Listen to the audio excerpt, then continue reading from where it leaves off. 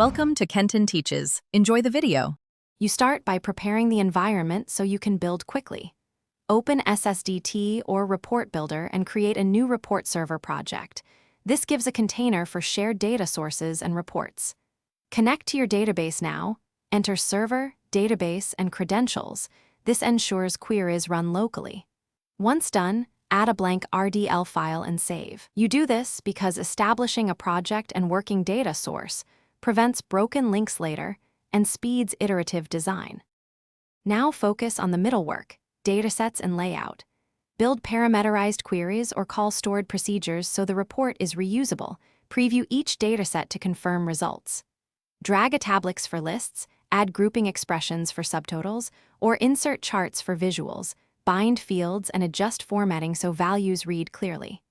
Once done, define report parameters with sensible defaults and visibility. They drive user input and dataset filtering.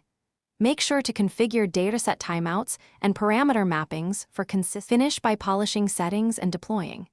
Adjust page size and margins so exports to PDF or Excel render correctly. Set interactive height for paging.